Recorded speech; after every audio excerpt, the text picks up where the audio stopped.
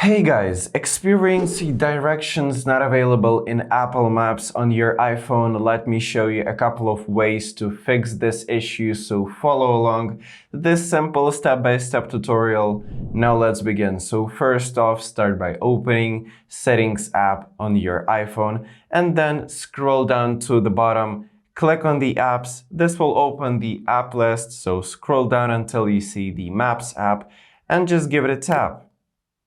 Now, when inside the Maps settings, enter the location settings at the top, and if it is set for never, set it for while using the app. Now from here, go back and make sure that the background app refresh is enabled. If not, simply enable it.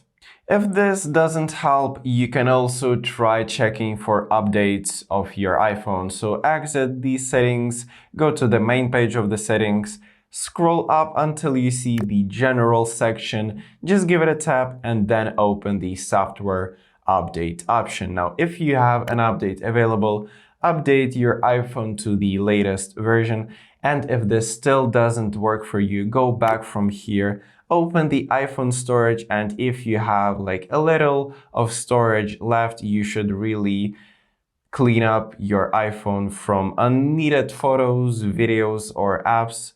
So you can also try to reinstall the Maps app or just restart your device.